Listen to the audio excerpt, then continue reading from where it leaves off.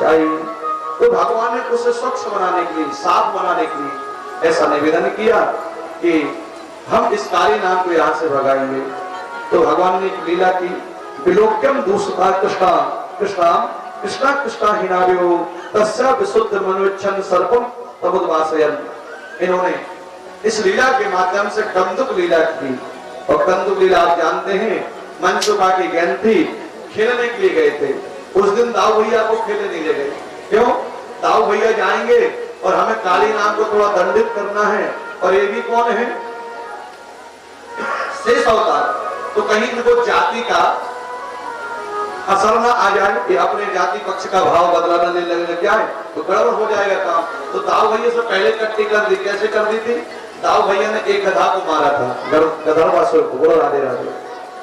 सो राक्षस था, लेकिन आकर के मैया से कहा, मैया आज तो दाऊ भैया ने रिकॉर्ड तोड़ दिया।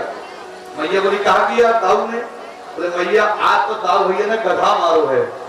तो सब चिढ़ावे लगे, मैया दाऊ भैया ने गधा मारो, गधा मारो। अब गधा मारो ने वैसा लगे, गधा मारो, गधा ही मारने की कुछ चीज, कोई राक्षस। जबकि भगवान दाऊ भैया कह रहे, मैया वो गधा असुर तो बने, असुर मारो। लेकिन चिढ़ाना है, कैसे चिढ़ जाएंगे, नाराज हो जाएंगे, दोस्ती खत्म हो जाएगी, तो फिर यमुना जी गेंद खेलने नहीं ले जाएंगे। तो लीला पुरुषोत्तम को लीला करनी थी, रुष्ट हो गए, नहीं काम तेरे साथ खेलने। दाऊ भाई ठाकुर जी बोले, यही तो हम चाहते थे, आप हमारे साथ मत जाओ। और यहाँ पर गेंद खेलने के लिए गए कि काली दह पे खेलने आयो री मेरो बारो सो कन्हैया। गाने थोड़ा सा, मेरो बारो सो कन्हैया, मेरो प्यारो सो कन्हैया, तो काली दह पे खेलन आयो री मेरो बारो सो कन्हैया, काली दह पे खेलन आयो री मेरो बारो सो कन्हैया, काली दह पे खेलन आयो री मेरो बारो सो कन्हैया, काली दह पे खेलन आयो री मेरो बारो सो कन्हैया, मेरो बारो सो कन्हैया, मेरो प्यारो सो कन्हैया, मेरो बारो सो कन्हैया, मेरो प्यारो सो कन्हैया। हो काली, हो काली दह पे खेलने आयो रे मेरो बारो सो कन्हैया, काली दह पे खेलने आयो रे मेरो बारो सो कन्हैया।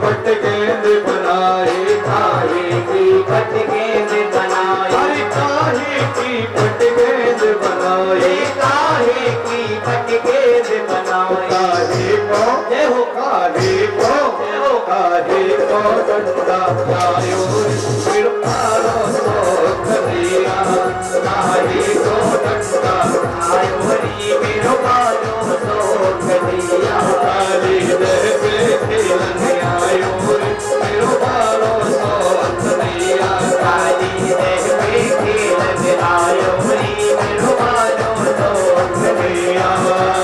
रे सबके पट गेंद बनाए, रे सबके तन गेंद बनाए, रे सबके पट गेंद बनाए, रे सबके तन गेंद बनाओ।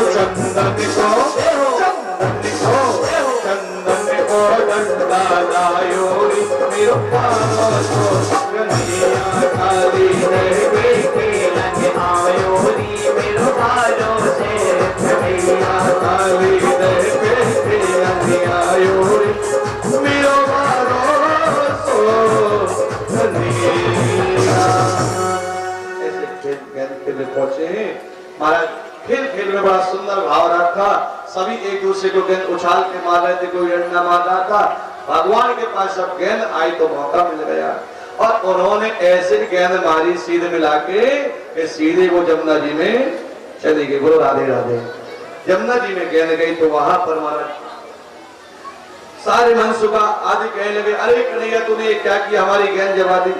अब भैया कौन जाएगा वक्त तह में है, अब यमुना जी से कौन हमारी गेंद निकालेगा। और मनसुबा वो तो रोने लग, मैं अपनी नानी की यहाँ से गेंद बनवा के लाए तो तूने मेरी गेंद जमा दी, मैं तो अपनी वही गेंद लूंगा। कन्हैया तो उसे चाहे कुछ कर। तो कन्हैया ने थोड़ा मजाक में कहा, मैं यमुना जी में कूदा होता। मनसुबा बोला हाँ कूद और मेरी गेंद लेके आ। सारे ब्रजवासी बोले, ए मनसुबा तू पागल है लाला काली देह में कूदे को, तो पता ना वो काली देह कैसी है, जो जाए सो मर जाए फिर लौट के ना आवे। ना वो तो अपनी नानी की गेंद चाहिए चाहे कुछ हो जाए, ये कन्हैया निकालेगा। भगवान बोले तो ठीक है पर हम निकाल के लाएंगे। सारे ब्रजवासी कहे नहीं लाला तू मत जा। भगवान को तो बहाना चाहिए था। भगवान कहे नहीं अब तो मैं जाके गेंद लेके आऊंगा चाहे कछु से जाऊंगा। और जाकर के कदम के वृक्ष पे चढ़ गए हैं। जाकर के यमुना जी में छलांग लगाई, दह में पहुंचे हैं। और उस दह पे पहुंच करके जो नाग पत्नियां थी उन नाग पत्नियों ने देखा कि ये बालक कौन है। थोड़ा सा घबरा गई, ये छोटा सा बालक प्यारा सा बालक कौन आ गया, कहां से आ गया। नाग पत्नी पूछने लगी, अरे बालक तुम कौन हो, कहां से आए हो। थोड़ा दया, कोई अच्छा प्यारा बालक हो तो दया तो आती है। भगवान के रूप को तो देख करके दुनिया मोहित हो जाती है। तो नाग पत्नियां हैं, कहने लगी है नाग पत्नियां कि कौन दिशाते आयुरी नागिन, कहत कौन दिशाते आयुर बालक, कहा तुम्हारो नाम है।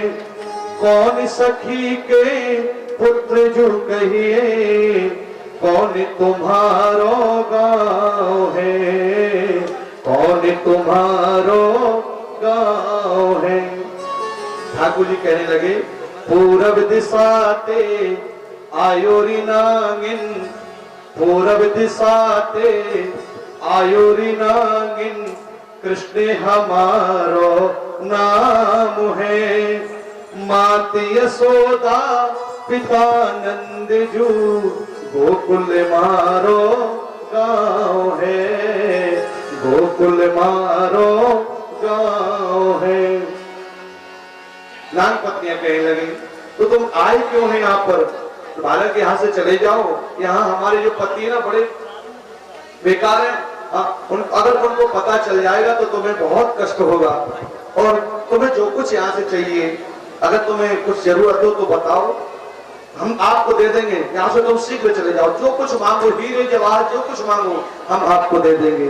ले बालक के गले हार माला, 1.25 लाख की बोरियां, इतनो ले करे जाओ रे बालक, नाग से दो में चोरियां, नाग से दो में चोरियां।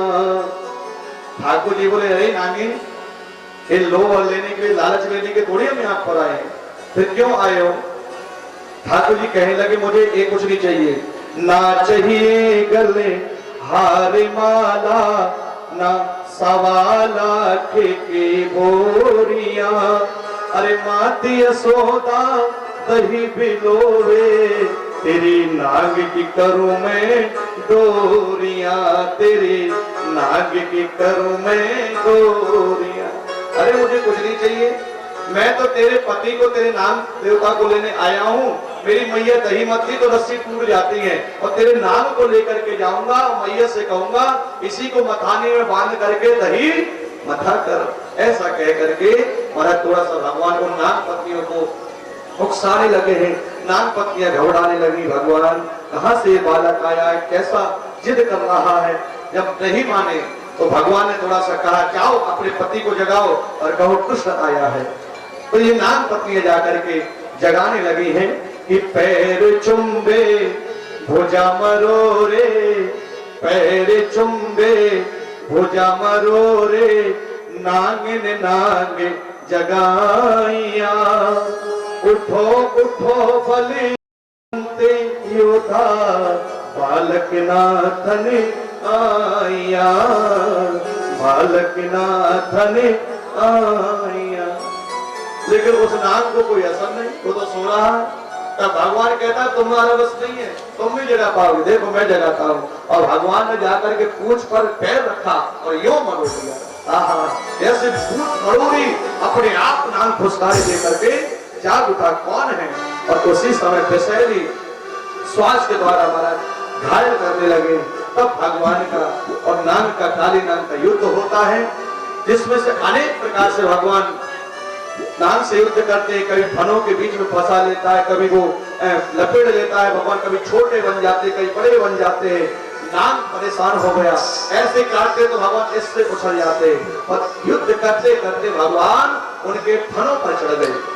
और जब नाग देवता के फनों पर चढ़ गए तो अब फन कितने हैं, 100 फन है, तो ऐसे करता फिर ऐसे करता, तो भगवान कभी यहाँ से यहाँ उछलते, कभी यहाँ से यहाँ उछलते हैं। मानो भगवान से कैलाश पर्वत पर तांडव करते हैं, लेकिन हमारे नटु गोपाल जी सर्प के फनों पर तांडव करते हैं। तांडवती मुंडन पर नाचत गिरधारी, पम पम पम पम फटफट पम पम पम फटफट बिल बिल बिल बिल चलत नाच बधुहारी। तांडवती मुंडन पर नाचत गिरधारी, तांडवती मुंडन पर नाचत गिरधारी। इस प्रकार से महाराज सुंदर फनों पर नृत्य किया। अब जब सर्प काली नाम को लगा इस साधन नहीं है, परमात्मा ही है, भगवान ही है, उसी समय अपने अहंकार को गलत कर दिया, अपने अहंकार को समाप्त करके भगवान से कहा मैं आपकी शरण में हूँ। और यहाँ पर भगवान ने फिर उसको अपना चेला बनाया है, कहा तुम यहाँ से पलायन कर जाओ, इस देह को छोड़ दो। यद्यपि काली नाम देह में क्यों आया, इसकी भी बड़ी लंबी कथा है, लेकिन समय नहीं है, वो राधे राधे। और हम समय के हाथ थोड़ा सा प्रयास करने की जल्दी से जल्दी कथा विश्राम को ले जाए, बोलो राधे राधे। क्योंकि महाराज जी लोगों का आदेश था कि विलंब काफी हो जाता है, और हो ही जाता, हम स्वीकार भी किए थे। तो कहीं ना कहीं उसका भी ध्यान देना, क्योंकि सुबह यज्ञ भी होता है, सुबह यजमान लोग लेट कर देते हैं, तो फिर यही बात आती कि महाराज जी कथा लेट करते हैं तो हमारा क्या दोष। तो बेचारे भंडारी जी भी फिर कहते हम सोएंगे, बोलो राधे राधे। तो हम नहीं चाहते कि हमारे कारण यहाँ पर बहुत ज्यादा विलंब हो, इसलिए प्रयास करते जल्दी से जल्दी। कथा तो हरि अनंत कथा है, उसमें कोई दोष नहीं है। कभी न कभी कथाएं पुनः फिर सुनने को मिल जाती है, ऐसा भाव आता है। तो हम जितना प्रयास कर रहे हैं यही कर रहे हैं, कुछ आपको ऐसा सुनने में आए जो आपको लगे हमने पहली बार सुना है, इसलिए हम थोड़ा अंदर चले जाते हैं, उसमें घुस जाते हैं। बाकी नहीं तो पन्ना पलटाने में कितना देर लगना है। ये कथाएं सभी को पता है, सीधी सीधी बता दो, आप सभी को ज्ञात है, और वही हम करेंगे, बोलो राधे राधे। तो शिक्षा दी कि इस स्थान को छोड़ दो, रमणक द्वीप पे चले जाओ। तो रमणक द्वीप में गरुड़ जी का प्रभाव था, तो गरुड़ के भय से ही काली देह पर आए थे, तब ये देह पर आए थे। तब इन्होंने कहा गरुड़ भी मेरा शिष्य है, तुम भी मेरे शिष्य हो गए हो, गरुड़ भाई बन गए, अब तुम्हें गरुड़ से भय नहीं रहेगा। तो ऐसा कहकर के उन्होंने वहां से प्रस्थान किया। भगवान को अपने फन पर बिठा करके नाग पत्नी सुंदर स्तुति करते हुए भगवान को लेकर के आई। यद्यपि जब यहाँ ब्रजमंडल में तो ये हो गया था कि अब शायद कृष्ण लौट करके नहीं आएंगे, लेकिन जैसे मुरली की बांसुरी सुनी, आवाज सुनी, सबके अंदर चैतन्यता प्रकट हो गई। वही यशोदा जो बेहोश थी वो भी महाराज भगवान की बांसुरी को सुन करके उठ करके खड़ी हो गई। मेरा कन्हैया आ गया, लाला आ गया, कन्हैया आ गया कह करके दौड़ करके भागी है। तब तक भगवान काली नाग के फनों पर बैठ करके उतर करके आए। काली नाग ने प्रणाम किया सबको और वहां से पलायन कर गया। राधे राधे। ये कथा इस प्रकार है, लेकिन इस कथा का मूल सार क्या है कि नदियों को गंदा नहीं करना है। वर्तमान में काली नाग क्या है, जितने भी नाले हैं महाराज, चाहे गंगा जी में हो चाहे जमुना जी में हो, जितने भी नदियों को गंदा कर रहे हैं, कौन से काली नाग है, उन्हें नाले रूपी काली नाग है। चाहे वो दिल्ली की स्थिति देखें चाहे कानपुर की स्थिति देखें, कितने विशाल विशाल नाले यमुना जी आदि में जा रहे हैं। सच बात बताएं तो यमुना जी का जल पीने योग्य भी उस क्षेत्र में नहीं है, बिना बीमार हुए नहीं रह सकते। तो कहने का तात्पर्य अब यही पर किसी कृष्ण की जरूरत है जो आकर के इस बातों को रोक सके। ये नाले नदियों में नहीं जाएंगे, क्योंकि जब प्रकृति दूषित होगी, जल दूषित होगा, वही हम पीते हैं, उसी से हमारा जीवन भरण पोषण होता है। जब शुद्ध नहीं रहेगा अनेक बीमारी प्रकट होगी केमिकल के रूप में, तो फिर हम अस्वस्थ होते हैं। प्रकृति के साथ खिलवाड़ होगा तो हमारे साथ भी हमारे शरीर से खिलवाड़ होगा। इसलिए नदियों को सुरक्षित बनाने के लिए कहीं न कहीं ये प्रयास हम सबको करना चाहिए। जितने भी जलाशय हैं, जितने भी तीर्थ क्षेत्र हैं, इनको बचाने का प्रयास करना चाहिए। इस कथा का मूल उद्देश्य यही है, भगवान ने यही किया है। आगे चल करके ग्रीष्म ऋतु की क्रीड़ा में सम्मिलित प्रलंबोत्सव का वध किया। भगवान का सुमधुर वेणु का वर्णन किया गया है। चीरहरण लीला का दर्शन किया। बोलो राधे राधे। प्राय हम सभी जानते हैं कि भगवान ने चीरहरण लीला की। प्रेम से बोले राधे राधे। थोड़ा जोर से बोलेंगे राधे राधे। तो कथा आती है कि हेमंत पृथ्वी मां से नंद ब्रज कुमारी का चिरुड हविष्य भुंजाय नाम कात्याय अर्चना हरिण। एक गोपियां नित्य प्रति माता कात्यायनी का पूजन करने जाती हैं। कात्यायनी महामाये महायुगनेश्वरी नंद गोप सुतम देवी पतिम में कुर्ते नमः। शांत रहो थोड़ा सा। एक कात्यायनी माता की पूजा करती कौन? एक गोपियां जो भगवान को पति रूप में चाहती हैं। लेकिन नियम तो अच्छा है, लेकिन एक नियम इनका गलत है कि यमुना जी में जाकर के निर्वस्त्र होकर स्नान करते हैं। तो जब भगवान को ये बात पता चली तो भगवान ने कहा, देखो गोपियों, ये उचित नहीं है, ये मर्यादा के खिलाफ है कि आप निर्वस्त्र होकर के स्नान करती हैं। और ये कथा ध्यान से सुनिएगा, इस कथा से आपको बहुत कुछ शिक्षा मिल जाएगी। भगवान कौन है? कृष्ण मंदिर जगत गुरु, गुरु पदवी पे है। और गुरु का दायित्व होता है कि जहां समाज में विकृति आए उस विकृति को सुधारने के लिए कुठाराघात करें। अपनी वाणी के द्वारा आप कुछ तो करोगे। आज हमें सारे प्रसंग इतने जोर से बोलते हैं और बल देकर के बोलते, क्यों बोलते हैं? हमें पता है सभी प्रभावित नहीं होंगे, लेकिन कुछ तो प्रभावित होंगे। एक जंगल में आग लगी, एक जंगल में आग लगी। एक चिड़िया पानी चौच में पानी भरती और उस आग में डालती। थोड़ा ध्यान से सुनना। देखो, हम कोई मतलब की चीज सुनाते तो हमें लगता है केंद्र आपका होना चाहिए कथा में। ये बच्चे को बिठा लो जो बीच में खड़ा है।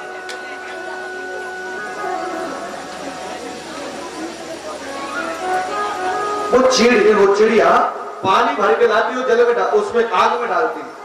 कुछ चिड़ियों ने कहा कि तेरे एक चौच भरने से, बार-बार चौच भरने से क्या वो आग बुझ जाएगी? आग तो बड़ी विशाल है, पूरे जंगल में लगी है, तू नहीं बुझा पाएगी। चिड़िया ने कहा, मुझे पता है मैं आग नहीं बुझा पाऊंगी। जी, चिड़िया ने कहा, मुझे पता है मैं आग नहीं बुझा पाऊंगी, लेकिन मुझे इतना पता है कि जब भी इतिहास लिखा जाएगा कि जंगल में आग लगी थी तो यही कहा जाएगा कि एक चिड़िया ने आग बुझाने का प्रयास किया था। बोलो राधे राधे। एक चिड़िया ने आग बुझाने का प्रयास किया था। बस यही हम जानते हैं कि हमें पता है कि हम पूरी कथा नहीं कह पाएंगे। हमें पता है कि आप लोग उतनी कथा को अपने दिल में या घर में नहीं ले जा पाएंगे, लेकिन हमारा प्रयास उसी चिड़िया की तरह है कि भले ही जब इतिहास लिखा जाए तो उन कथावाचकों में नाम आए कि हमने समाज सुधार के लिए अपना पूरा प्रयास किया है। कथा माध्यम है सुधार के लिए, और कथा के द्वारा अगर जन परिवर्तन नहीं हुआ, अगर विचारों का परिवर्तन नहीं हुआ, विकृति का परिवर्तन नहीं हुआ, तो हमारा कथा कहना व्यर्थ है। केवल हम एक स्वार्थी ब्राह्मण हो सकते हैं, एक पैसे के लोभी ब्राह्मण हो सकते हैं, इसके अलावा कोई दूसरा रूप नहीं हो सकता है। बोलो राधे राधे। और कोई रूप नहीं हो सकता है। हम वो इतिहास चाहते हैं कि हम अपने शब्दों के द्वारा जन जागृति का कार्य करें, वो कथाओं के द्वारा जन जागृति का कार्य करें, जो आगे लोग सुधर सके, कुछ तो होंगे। अरे जहां वो बूंद गिरेगी वहां की आग तो बुझेगी। इसलिए जहां ये शिक्षा जाएगी, कोई ना कोई एक हृदय ऐसा बैठा होगा, कोई ना कोई एक भक्त ऐसा बैठा होगा जिसकी भूमि पर जाकर के ये वचन की जल पड़ेगा और वो अपने जीवन को परिवर्तित करेगा। तो हम उनमें से आने का प्रयास करते हैं। कथा ही में प्रयास नहीं करते। कथा कह गए बहुत अच्छे कथावाचक है, बोलो राधे राधे। कथा तो दुनिया करेगी और करेंगे, लेकिन कुछ परिवर्तन कथा के द्वारा हो, ऐसा प्रयास है। तो कहने का तात्पर्य हमारा परिवर्तन होना चाहिए। एक गोपियां जो है मर्यादा का भंगन कर रही थी, भगवान गुरु है, निवेदन कर दिया, कहा सुनो आप कात्यायनी माता की पूजा कर रही हैं, अच्छी बात है, लेकिन ये जो तुमने निर्वस्त्र होकर के स्नान कर रही हो उचित नहीं है। गोपियों ने कहा तुम्हें क्या परेशानी? भगवान ने कहा हमें कोई परेशानी नहीं, मान लो कोई मंचला व्यक्ति आ गया, तुम स्नान कर रही हो, तुम्हारे वस्त्र उठा के ले गया, फिर क्या करोगी? तो दूसरी बात, तुम जल में स्नान करो, जल कौन है? देवता, जल देव है कि नहीं? तो देव का अपमान हो रहा है, वरों का अपमान हो रहा है, तो वो भी तो आप अपराध कर रही है ना। तो धर्म के नाम पर अपराध भी तो नहीं होने चाहिए। हम धर्म कर रहे हैं, आज हमारी स्थिति भी यही है, हम धर्म के नाम पर बहुत से अपराध कर रहे हैं, सूक्ष्म अपराध हमें पता नहीं है। जैसे कि आजकल वो दुपट्टे पहनाए जाते हैं राधे राधे वाले, बोलो राधे राधे, ठीक है? वो राधे राधे के दुपट्टे व्यक्ति फॉर्मेलिटी के लिए 5 मिनट के लिए पहनता है और उसी को फिर फेंक देता है, पता नहीं रहता कहाँ है। बुरा मत मानना, जिस दिन उस दिन श्री राम की टोपी पहनाई गई थी, जय श्री राम के पहले दिन शोभा यात्रा में, वो टोपी कहाँ गिर गई थी? कूड़े में गिर गई थी, बोलो राधे राधे। जब हम शोभा यात्रा से आ रहे थे, यद्यपि नहीं रहा होगा ध्यान, लेकिन ऐसी चीजें हम करें क्यों जिसमें भगवान का नाम हो और वो भी उनका अपमान हो? तो हमें लगता है तो धार्मिक भाव हमारा, हमें नहीं कहीं उसका विरोध है तो हमारा धार्मिक भाव, लेकिन उस धर्म में भी कहीं ना कहीं हम अपराध कर रहे हैं, गलत कर रहे हैं। आज अखबारों में, पेपरों में भगवान की फोटो छप जाती है, 4 दिन बाद वो अखबार कहाँ जाता है पता है? किसी की दुकान पर होता है, वो रखा होता है, और उसमें हम क्या खा रहे होते? मूंगफली खा रहे होते, बोल रहा है। उसमें राम दरबार बन जाएगा, कृष्ण जी की फोटो लग जाएगी, सब लोग माता जी के नवरात्रि में खूब बड़े बड़े उसमें पैंट में आ जाएगा, लेकिन उसमें 2 दिन बाद मूंगफली खाते हुए दिखते हैं लोग। और स्थिति बताएंगे तो शर्म आएगी कि हम लोग हिंदू हैं। तो ये सब क्या है? एक रूढ़िवादिता है, एक ऐसी विचारधारा जो हमारे सनातन को खोखला कर रही है। आज हम देवी माता रखते हैं, गणेश जी रखते हैं, ये सब क्या है? ये सब कहना नहीं चाहिए, पाखंड की स्थिति पर जा रहा है। बोले क्यों? बोले आपने पीओपी की माता रखना शुरू कर दिया है, मिट्टी की माता का कोई प्रावधान नहीं है। यद्यपि शास्त्र कहता है अगर माता रखना है तो मिट्टी की रखें, पीओपी की माता नहीं रखी जाती है। जो पंचतत्व में विलीन हो सके, वो मिट्टी मिट्टी में मिल सके। बोलो राधे राधे। लेकिन आज विडंबना है कि हम पीओपी में ले रहे हैं। सबके यहाँ माता तो रखती है गाँव में, और रखने वाले कौन? हम ही आप लोग। अच्छा आप बात बताइए, जब विसर्जन करने जाते हैं तो उसी विसर्जन में क्या वो मिट्टी गलती है? नहीं गलती है। तो कहीं हाथ डला है माता जी का, कहीं सिर डला है, जिसको हमने 7 दिन 8 दिन पूजा की, 9 दिन पूजा की, उन्हीं के अंग भंग ऐसे प्रतंग डले हुए हैं कि हमें देख करके शर्म आती है। आज बड़े बड़े शहरों में गणेश जी पूजन करते हैं, गणेश उत्सव मनाते हैं, माता जी का मनाते हैं, सब ऐसे डले रहते हैं, गलत। और इसी के विरोध के लिए हम इन कथाओं को हमेशा विस्तार पूर्वक करने का प्रयास करते हैं। क्यों? कहीं ना कहीं त्रुटि तो हमारी है ना। इसलिए जो भी भाई लोग गणेश जी रखते, कौन कौन रखता है गणेश जी? माता जी कौन कौन रखता है गांव में? कोई नहीं रखते? हम नहीं उठाएंगे हाथ, क्योंकि कमी आ गई है कहीं से। तो ध्यान देना इस बात को, अगर गणेश जी रखते हैं, माता जी रखते हैं, तो वचन लीजिए कि हम पीओपी के नहीं, मिट्टी के ही माता जी मंगाएंगे, जो पंच तत्व में जो विसर्जन करने का भाव है उसको पूरा करेंगे, तब आपको अपराध नहीं लगेगा। यदि पीओपी के लगाओगे, रखोगे, तो थोड़ी सुंदरता के कारण आप एक ऐसे अपराध को कर रहे हैं जो सनातन को, सनातन की मर्यादा को मिटाने वाला है। इसका ध्यान हम आपको रखना है। और हमें लगता है ये बात आप अगर मान भी गए, 10 लोग रखते हैं, 2 मान जाएंगे, हमें लगेगा चलो हमारी बात सक्सेस है, हमें लगेगा हमारा क्रिया में कथा कहना ठीक सफल है। क्योंकि यही तो धर्म के नाम पर अधर्म है। ऐसी केवल एक चीज नहीं, आज बहुत सी चीजें हैं। यद्यपि हम झांकियों के भी विरोध में हैं, लेकिन कथावाचक हैं, तो कई बार यजमान की खुशी के लिए हमें करना पड़ता है। क्योंकि अगर आप यजमान की प्रसन्नता से नहीं काम करेंगे ना, तो फिर आपकी कथा कोई नहीं कराएगा। तो कई बार थोड़ी स्वार्थ बुद्धि आ जाती है। तो प्रयास हम ये करते हैं कि झांकी वाले जो होते हैं वो सजाने वाले लाते हैं, नचाने वाले कम लाते हैं। लेकिन आज जागरण में हम क्या मर्यादा रख रहे हैं? झांकियों में कितनी फुहड़ता हो रही है।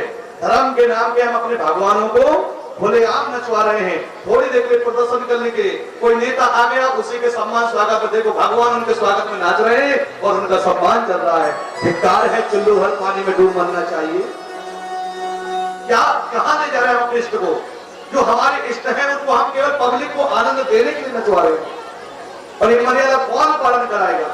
यद्यपि एक कथावाचकों की कमी है, यजमानों की कमी है, कराने वालों की कमी है, लेकिन सच्ची बात किसी को बचने वाली नहीं है। तो इसलिए थोड़ा सा हम निवेदन कर दें, कहीं ना कहीं सबसे बड़ा अपने धर्म को हानि हम ही पहुंचा रहे हैं। हमें बाहरी व्यक्ति से इतना डर नहीं है जितना हमारे अपनों से इतना भय लगा हुआ है। इसलिए इन चीजों से सावधान रहे, अपने इष्ट की हंसी ना हो। आजकल झांकी निकाल लेते, कुछ भी कैसे भी बना देते हैं, बोले हम तो झांकी निकाले हैं। उस स्वरूप की महिमा तो समझिए, उस पद की महिमा तो समझिए, उस भगवान का रूप क्या है। कुछ भी मत बनाइए, उसका सम्मान करिए। तो हमारा कहने का भाव यही है कि ये धीरे धीरे जो अपराध बन रहे हैं इनसे हमें बचना चाहिए, अपने आप को इनसे बचाना चाहिए। और निवेदन करें, आपके मोहाल में अगर माता जी रखें तो यही कहोगे हम चंदा तब देंगे जब आप मिट्टी की मूर्ति लाओगे, नहीं तो हमारे तरफ से कोई चंदा नहीं है, हम उस पर पाप के अधिकारी नहीं बनेंगे। तो जो युवा वर्ग माता जी रख रहे हैं, जहां से बैंदे से आए हो, मारकपुरा से, या कौन सा पूरा है, मारकपुरा या खिरिया रूढ़ी, कहीं से भी माता जी रखने वाले हो, इस बात को ध्यान से आप सुनिएगा। चाहे गुरु मान लीजिए, चाहे बड़ा भाई मान लीजिए, इस नाते से हम कहना चाह रहे हैं कि हमें अपने धर्म की हंसी स्वयं नहीं करानी है। सनातन को बचाने का कार्य करिए, सनातन को डुबाने का काम मत करिए। कृष्णम वंदे जगत गुरु, भगवान गुरु हैं, इसलिए गोपियों को समझाने का उनको अधिकार था कि आप वरुण देवता का अपमान कर रही हैं, धर्म तो कर रही हैं, पूजा तो कर रही हैं, लेकिन एक अपराध हो रहा है कि तुम वरुण देवता का अपमान कर रही हो। तो ये गोपियां थोड़ा वही थी ना, जैसे बोल दिया लेकिन मानेंगे नहीं, जैसे हमने बोल दिया लेकिन लोग मानेंगे नहीं। लेकिन वो भगवान सामर्थ्य, हम समर्थवान नहीं है कि आप आकर के तुम्हें सुधार सके, हम उतने समर्थवान नहीं। भगवान तो समर्थवान है। भगवान ने कहा ठीक है, यदि बात सीधे न बने तो फिर उल्टी हो जाती है, सीधी उंगली से गिना निकले तो टेढ़ी करनी पड़ती है। ये गोपियां नहीं मानी, इन्होंने नंद का छोरा ही माना। तब तो भगवान ने लीला की कि चीरहरण कर रहा, कैसा, बोले वो स्नान कर रहे थे, वस्त्रों को चुराया और वस्त्रों को चुरा करके ले करके चलेंगे। तब गोपियों को पता चला कि हमारे वस्त्र हरण हो गए हैं। यद्यपि यहाँ पर ये भी कहते हैं कि भगवान ने लोक मर्यादा का खंडन किया है, भगवान को ऐसा नहीं करना चाहिए था। तो हमने क्या कहा, भगवान ये इसलिए लीला कर रहे हैं कि जो ये गोपियां मान रही हैं, इनको शिक्षार्थ करने के लिए, शिक्षा देने के लिए। ठीक एक कारण शिक्षार्थ, और मानो किया भी है, वस्त्र चुराए भी है। तो भगवान कौन है? वो भगवान है, समर्थ नहीं कछु दोष गोसाई, समर्थवान है। वस्त्र चुराए हैं, वस्त्र कौन से चुराए हैं? पूरे जीव आत्मा और परमात्मा के बीच में जो अविद्या रूपी वस्त्र है, भगवान ने उन अविद्या रूपी वस्त्र का हरण किया है कि मैं और ये सब संसार मेरा है। तो अगर जीव और परमात्मा मिलन होता है, वहां पर्दे की आवश्यकता नहीं रहती है। बोलो राधे राधे। भाई प्रीतम है, प्रीतम से जब पत्नी मिलती है तो पर्दा हटा देती है। बोलो राधे राधे। जब तक पर्दा रहेगा, जब तक स्पष्ट दर्शन नहीं होता। इसी प्रकार से जीव आत्मा और परमात्मा के बीच में जो माया रूपी पर्दा है, उसको हटाना बहुत जरूरी है। जब दोनों एक हो जाएंगे तभी तो जीव परमात्मा में समाहित होगा। ईश्वर अंश जीव अविनाशी। तात्पर्य कहने का हमारा यहाँ पर यही है कि ये भगवान ने अविद्या का पर्दा हटाया है। सबसे बाद में बात सावधान होकर सुनिएगा। बोलो राधे राधे। किस किस को लगता है कि भगवान ने वस्त्रों को चुरा करके गोपियों के साथ में गलत किया? हाथ उठाओ। किसी को नहीं लगता? चलो धन्यवाद, आपको नहीं लगता। लेकिन कई ऐसे लोग हैं समाज में, अल्प बुद्धि वाले मूर्ख स्थिति के, जो आज भी कहते हैं कि भगवान ने तो गोपियों को छेड़ा है। ये कहते हैं हाँ, भगवान ने गोपियों के साथ में गलत किया है। हम ये कहते हैं जिस समय चीरहरण की लीला हुई उस समय भगवान की आयु क्या थी? अभी कथा उनके लिए जो कथा सुनना चाहते हैं, वो राधे राधे। हाँ, ये कथा से थोड़ा दूर है। भगवान की आयु कितनी थी जिस समय चीरहरण लीला हुई? 6 से 6.5 के बीच की बस आयु थी, 6 6.5, इससे ज्यादा नहीं है। अब आप बताइए, 6 वर्ष का बालक अगर किसी बहन के कपड़े उठा के ले जाए, किसी माँ की धोती उठा के ले जाए, तो क्या उसके ऊपर ये आरोप लगाओगे कि चरित्रहीन है? नहीं लगेगा ना। ये कहेंगे बच्चा ही तो है, इसमें निकाल दोगे। क्योंकि 5-6 वर्ष की उम्र में कौन सा काम भाव प्रकट होता है? तात्पर्य कहने का, भगवान उस समय बाल रूप में है, बाल रूप में उन्होंने लीला केवल शिक्षार्थ की थी, इसलिए भगवान की लीला में कभी दोष नहीं होता। हाँ, अगर हम टीवी में देखेंगे इस बात को तो हमारी दृष्टि में दोष बन जाता है, क्योंकि हम लोग टीवी में देखते हैं वही हमारे मन में समाहित होता है। तो टीवी में कृष्ण बड़ा बना दिया, गोपियां बड़ी बड़ी बना दी, जिससे जब उनके अंगों का दर्शन होता है तो हमारे मन में एक विषय उत्पन्न हो जाता है, एक विकार उत्पन्न हो जाता है, और उस विकार को देख करके हमें लगता है कि भगवान ने गोपियों के साथ ऐसा किया है। वहां पर हमारी दृष्टिकोण अलग हो जाता है। तो सावधान, जो टीवियों में दिखाया जाता है वो पूरा सत्य नहीं होता। वो तो रोचक बनाने के लिए, आकर्षण बनाने के लिए सजावट करते हैं। इसे टीवी का दिखाया हुआ 20 वर्ष का कृष्ण नहीं है। कृष्ण की आयु 6 वर्ष है, 6.5 वर्ष है, क्योंकि 7 वर्ष की आयु में भगवान की राज्य धारण करते हैं। ये तो सिद्ध है, प्रमाण है कि भगवान ने 6 साढ़े 6 के बीच में चिरहन लीला की है। तो भगवान की लीला में कभी दोष नहीं देखना। भगवान का नाम है निर्दोष, बोले निर्दोष भगवान की। तो इस प्रकार से धर्म की मर्यादा पालन करने वाले भगवान कभी धर्म का खंडन नहीं कर सकते, अधर्म नहीं कर सकते। लेकिन लोक शिक्षार्थ, समाज को शिक्षा देने के लिए भगवान का एक कदम था कि ये गोपियां अपनी मर्यादा का पालन करें और धर्म का निर्वहन करें। बाद में महाराज भगवान ने उनकी मनोकामना को पूर्ण किया और आगे चल करके ब्राह्मणों पर कृपा, ब्राह्मण पत्नियों पर, यज्ञ पत्नियों पर भगवान ने कृपा की है। कुछ ब्राह्मण एक बार भगवान गाय चराने गए, भोजन दे गए थे, भूख लगी, ब्रजवासियों कहा जाकर के लेकर के आओ। अब उन्होंने निवेदन किया कि यहाँ पर कुछ माथुर मंडल के ब्राह्मण यज्ञ कर रहे हैं, उनके पास पहुंचे। वो यज्ञ में इतने मग्न थे कि उन्होंने ध्यान नहीं दे पाया, तो उनको भूख लग रही थी, उपेक्षा हो गई, वो लौट करके आए। उस समय बोल नहीं सकते थे, तब कहते ब्राह्मण पत्नियों के पास में भगवान ने भेजा। ब्राह्मण पत्नियों ने देखा भगवान आए हैं, सुंदर व्यंजन बना करके आए। और इन्होंने, कई बार हमें क्रिया का अभिमान हो जाता है, प्रेम से राधे राधे सीमा पर पहुंच ही रहे हैं। कई बार हमें क्रिया का अभिमान हो जाता है। अगर हम एक अच्छे कथावाचक है ना, तो हमें इसका भी अभिमान हो सकता है कि हमारे जैसा कोई कथावाचक नहीं है। कई बार हम एक अच्छे कलाकार हैं, वो कलाकार का एक सूत्र बताया देवध्यानी ने। किसी ने कहा कलाकारों का जीवन अलंकार से शुरू होता है। किसी ने कहा है कलाकार का जीवन अलंकार से शुरू होता है और अहंकार पे खत्म होता है। बोलो राधे राधे। प्रायः ये रिसर्च है, इसको ध्यान में रखना। क्यों? इतनी पूरकता हो जाती है कि हमें लगता है कि हमारे जैसा कोई नहीं है, लेकिन जिसने भी लिखा है बहुत सुंदर लिखा। ठीक इसी प्रकार से हम जीव मात्र को कहीं ना कहीं अपने कर्म का अभिमान, ये ब्राह्मण भी थे लेकिन इनको अपने कर्मकांड का अभिमान था। उस भाव को लेकर के इन्होंने भगवान की उपेक्षा कर दी, कुंवर वालों की उपेक्षा कर दी। अरे हम नहीं उठेंगे पूजा से, हाँ। लेकिन ब्राह्मण पत्नियों ने उस बात को समझ लिया। और ये तो सब कोई जानता है, पुरुषों से ज्यादा माताओं का हृदय द्रवीभूत होता है। पुरुष बुद्धि से सोचता है और माताएं हृदय से सोचती हैं। इसलिए आज माताओं की संख्या ज्यादा होती है, पुरुषों की कम होती है, क्योंकि पुरुष बुद्धि विचारक है। वो बुद्धि से तर्क करके आएगा, क्या कथा कह रहे हैं, अरे माँ कुछ नहीं, सब औरतों को नचा रहे हैं। देखो ऐसी ऐसी बातें होती हैं बाद में, है ना। उनको कुछ नहीं आता है, सब राधे राधे में कर रहे हैं, क्यों? वो बुद्धि प्रधान है ना। लेकिन माताएं, अरे कम से कम भगवान का नाम तो हो रहा है, उत्सव तो मनाए जा रहे हैं, कथा तो ब्रज की कही जा रही है ना, दुनिया की तो नहीं कही जा रही। किसी ऐरे गहरे की बात तो नहीं कर रहे, भगवान की बात कर रहे हैं। और भगवान का नाम किसी रूप में लिया जाए कल्याणकारी ही होता है। बोलो राधे।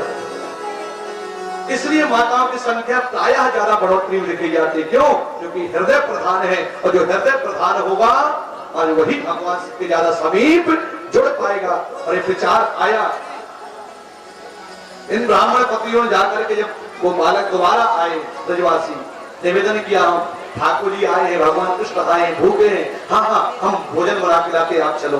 ब्राह्मण पत्नियों ने सुंदर भोजन बनाए, ले जाकर के जंगल में उनको जाकर के प्रसाद खवाया, गोविंद के दर्शन हुए, बड़ी आपके नाम की महिमा सुनी है। भगवान ने उनको सभी को आशीर्वाद दिया। थोड़ा घबराने लगी, हम ब्राह्मणों को बता करके नहीं आए हैं, लगता है वो हमें डांटेंगे।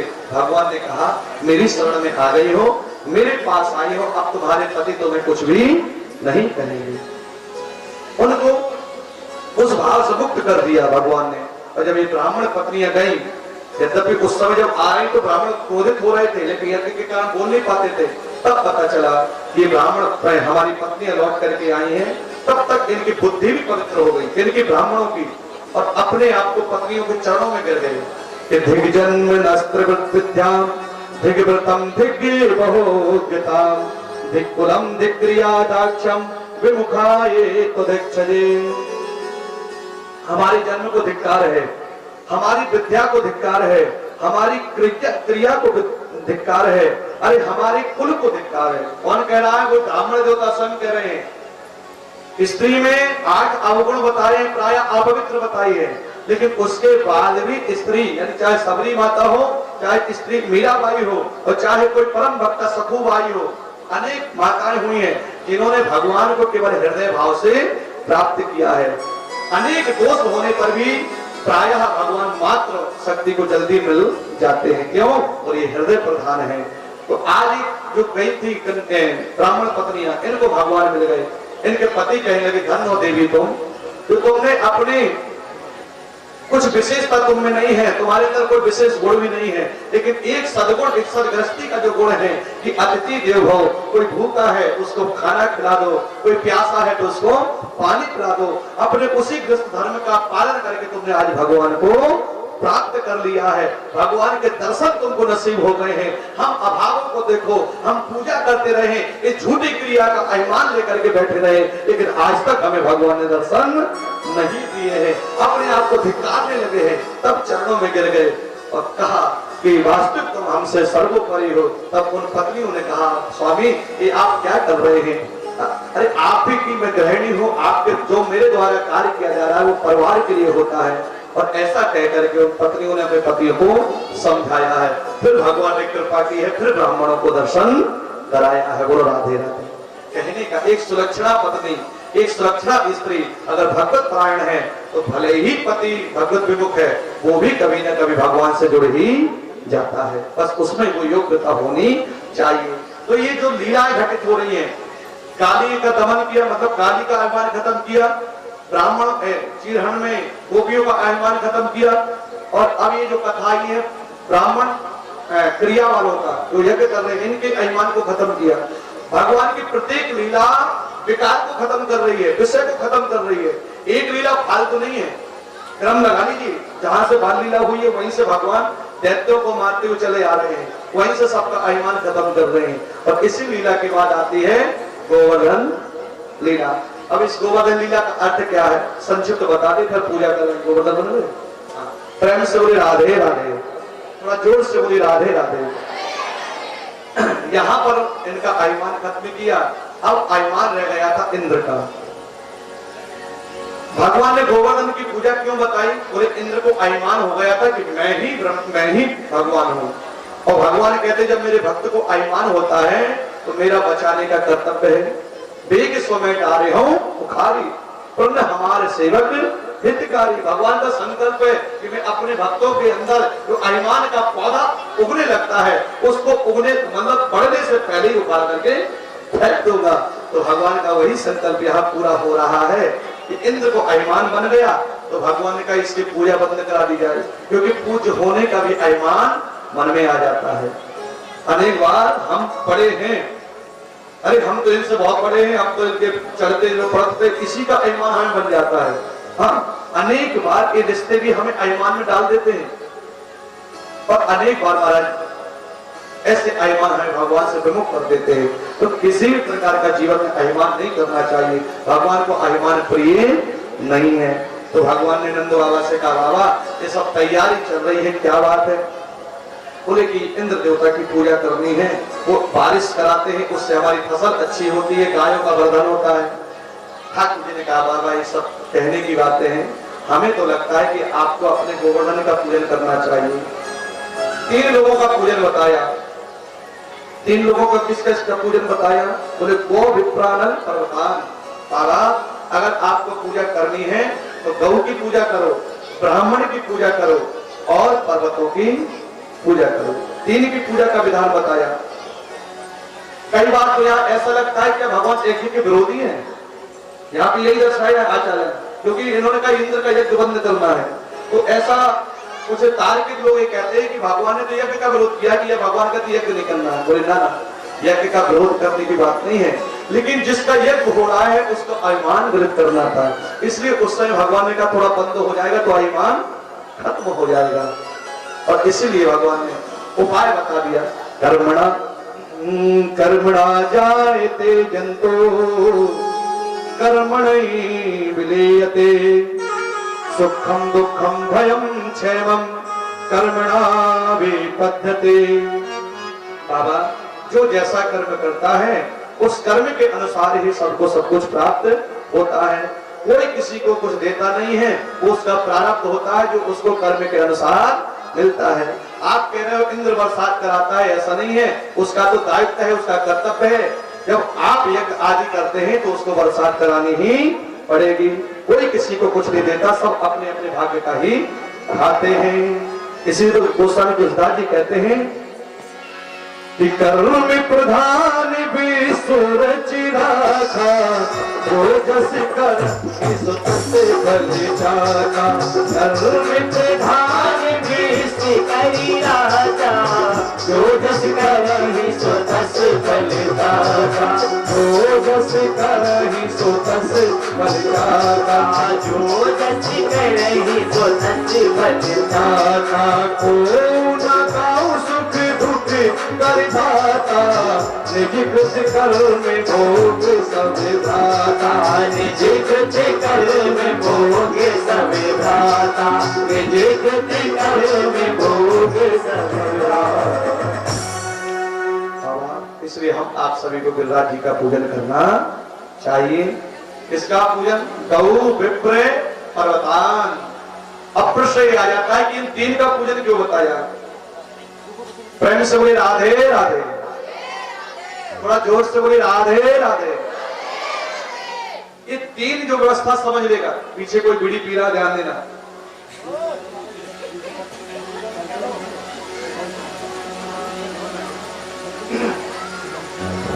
इन तीन का पूजन करने के लिए क्यों बताया? तो किसी ने कहा यहाँ पर एक अर्थव्यवस्था सदी हुई है। नायक जी यहाँ पर विचारनी बात है, गौ विप्र और पर्वतान। तो किसी ने कहा गौ पूजा से क्या है? बोले गौ पूजा आर्थिक व्यवस्था है। पूर्व के समय में हो गया, हाँ ठीक है, धारण कर लेना, बड़ी बात है प्यारी सी, यहाँ पर बड़ा अपवाद बनता है ना, इस बात को लेकर चलना पड़ता है। गौ क्या है? बोले आर्थिक व्यवस्था। पूर्व के समय में जिसके पास जितनी गाय हुआ कर, ध्यान से सुनिएगा, पूर्व समय में जिसके पास जितनी गाय होती थी उतना बड़ा धनवान माना जाता था। नंद के पास 9 लाख गाय है, उपनंद के पास 5 लाख गाय है, बृषभानु के पास 50 लाख गाय है। इसलिए जिसके पास जितनी गाय होती थी उतना बड़ा उसे बताया जाता था। गाय धन से, गौ धन से ही श्रेष्ठ माना जाता था। आज पैसे से बड़ा माना जाता है, लेकिन उस समय गाय के द्वारा ही बड़ा माना जाता था। तो गौ व्यवस्था क्या है? बोले गौ का पूजन क्या? बोले आर्थिक व्यवस्था। सावधान, गौ पूजा आर्थिक व्यवस्था को लेकर के भगवान ने कहा कि इसको भी प्रधानता देनी है। गौ धन बढ़ेगा, आर्थिक व्यवस्था ठीक रहेगी तो देश अच्छा चलेगा। दूसरा क्या बताया? बोले गौ विप्र। यहाँ ब्राह्मण को गुरु भाव में देखना है, ब्राह्मण को गुरु भाव में देखना है। तो ये शिक्षा व्यवस्था से जुड़े हुए हैं। गुरुकुल परंपरा को बढ़ाने वाले ब्राह्मण ही थे। तक्षशिला जैसे गुरुकुल, चाणक्य आदि जैसे लोगों का जो जीवन रहा है कहीं न कहीं शिक्षा से जुड़ा रहा है। और ब्राह्मणों ने उस समय गुरु रूप में शिक्षा को देकर के समाज को आगे बढ़ाने का प्रयास किया है। यद्यपि आज गुरुकुल लोप हो गए हैं, आज स्कूल बढ़ गए, लेकिन गुरुकुल को खत्म कर दिया है। वो व्यवस्था अब नहीं रही है। लेकिन पूर्व में गुरुकुल व्यवस्था बहुत अच्छी थी। अनेक गुरुकुल थे, लेकिन कुछ मुगल शासकों ने आकर के, आतंकियों ने आकर के उन अनेक प्रकार के गुरुकुलों को नष्ट कर दिया था। इसलिए क्योंकि गुरुकुल के द्वारा सारी शिक्षा चलाई जा रही थी, सही गलत का शास्त्र सम्मत ज्ञान कराया जा रहा था। तो इसलिए लोगों ने सोचा कि अगर ब्राह्मण लोग बंद नहीं करेंगे तो इनके अंदर अपने सनातन के प्रति, अपने भारत के प्रति प्रेम बना रहेगा, और वही खंडन किया। इसलिए आज महाराज हमारे ग्रंथों को, शास्त्रों को अनेक राजाओं ने जलाने का प्रयास किया है। हमारे बड़े बड़े ग्रंथों को जला दिया, औरंगजेब ने अनेक मंदिरों को तोड़वा दिया। तो कहने का तात्पर्य यहाँ ब्राह्मण का अर्थ है शिक्षा से। इन्होंने शिक्षा देकर के वर्धन किया है, सहयोग किया है देश के लिए। पर्वतान, इसके द्वारा प्रकृति को संरक्षण, प्रकृति को बांधे रखने का काम पर्वतों ने किया है। और आज भी पर्वतों के अंदर बहुमूल्य वस्तुएं पाई जाती हैं। हीरे जवाहरात से लेकर के जितने भी बहुमूल्य वस्तुएं हैं वो कहाँ पाई जाती हैं? वो पर्वतों के अंतर्गत भी पाई जाती हैं। तो भगवान ने कहा जब तीनों दृढ़ रहेंगे, शिक्षा का भी अच्छा भाव, शिक्षा भी, शिक्षित भी समाज होगा, धनवान भी समाज होगा, और जीवन में एकता, संगठन भी रहेगी, यानी कि पर्वत के बांधे रखे हुए पृथ्वी को एकता रहेगी, तभी ये समाज आगे बढ़ पाएगा। तो गौ, विप्र, पर्वतान, इन तीनों की पूजा करने का विधान बताया। नंद बाबा को लगा हमारा लाला तो बड़ा ज्ञानी हो गया है, प्रथम बार उसने ऐसा उपदेश किया है। लाला को कहना क्या चाहता है? बाबा हम यही कहना चाहें कि हमें इंद्र को पूजा नहीं करनी है, हमें तो गिरिराज जी की पूजा करनी चाहिए, ब्राह्मण देवताओं की पूजा करनी चाहिए, और पर्वत की पूजा करेंगे, वही हमारा संवर्धन करेंगे। गाय पर्वत के ऊपर चलती है, घास खाएंगे, दूध होगा, खूब आनंद होगा। अच्छा लाला ठीक है। ऐसा कह करके सभी ने अपने अपने छकड़े तैयार किए। ये बात है जो व्यंजन बनाने की है वो सभी ने अपने अपने घर में तैयार की। आप लोग लेके आए, कुछ के लिए लेके आए? इसमें तो बड़े कंजूस लगे हो आप लोग, सही है। बुरा लग जाए 2 दिन की बात बची। हमने कल भी बोला था बधाई लेके आना, तो खाली हाथ आगे लूट में और लेके कुछ नहीं आए। कुछ लेना था तभी तो लेके जाना चाहिए ना। सिद्धांत क्या है? कुछ लेने से पहले कुछ लेना चाहिए, कुछ दोगे तभी लेने का भाव है, फ्री में नहीं लेना चाहिए। भगवान का प्रसाद कहने का तात्पर्य बधाई, जो बोला जाता है 56 भोग में कुछ बना के लाना है, तो जरूर कुछ भी लेके आ सकते थे, ऐसा तो है नहीं है। पूरा दिन आपको 24 घंटा मिलता है, समय मिलता है, छोटा सा थोड़ा सा हलवा नहीं बना पाए आप लोग? बोलो राधे राधे। रबड़ी तो दूर की बात है, हलवा ने बना होगा। तो कहने का तात्पर्य ये कंजूसी है, और ये कंजूसी हमें अच्छी नहीं लगती है। इसलिए आगे कोई भी ब्राह्मण देवता कथा करने आए ना और वो बोले तो थोड़ा मन बना के आया करो। हम ठाकुर जी को ये प्रसाद दे करके जाएंगे, ये भाव लेकर के जाएंगे। आपका भाव क्या प्रधान है, बाकी हमें देखना क्या है? हम देखेंगे कल बधाई में बुराई नहीं है, हमने पंडित जी को तुरंत डांटा, क्या है? आज देखा 56 भोग में कुछ आया नहीं है, क्या है? अभी किसकी जिम्मेदारी, हमारी कि आपकी? बोल दिया था ना हमने सबको, फिर क्यों नहीं लेके आए? इसका मतलब आप केवल हम एक पंडित जी मानते हैं, कथा सुनते हैं, सुना जाओ, घर चले जाओ, पैसा ले जाओ, बोलो राधे राधे, ऐसा ही है ना। प्रभाव कुछ नहीं होता है। तो एक ग्रंथ है, भगवान के लिए प्रसाद का बनाना बहुत जरूरी होता है। आगे हम नहीं, कोई और भी आए ना, ये दर्शाया करो कि गांव में देखो कितना बड़ा प्रेम है, सभी अपने अपने घर से ठाकुर जी के लिए बना कर लाए। थोड़ा सा परिश्रम होता है, लेकिन बना के कुछ नहीं है तो बाजार से मंगा लो। मिष्ठान आदि इतने प्रकार की 10 प्रकार की मिठाई आती है, 10 प्रकार की नमकीन आती है, कुछ भी नहीं मंगा पाए आप लोग। आगे से ध्यान देना, आगे से कौन कौन लाएगा? हाथ उठाइयो, 4 लोग। ये बड़े राम राम, बस यही मारे तो हम लोग पीछे हैं भावना में। हाँ देखिए, आपसे निवेदन कर दे, आपका भाव प्रधान है। भोग में तो चाहे जो लेके आ जाए, लेकिन आपका भाव ये होता है कि आज लाला के लिए हमें बना करके ले जा रहे हैं। तो 56 भोग में आप कुछ नहीं लाए, लेकिन हम निवेदन करेंगे जो भी हमारे पास प्रसाद है, पंडित जी हैं, प्रसाद लगवा दो, वो तैयार।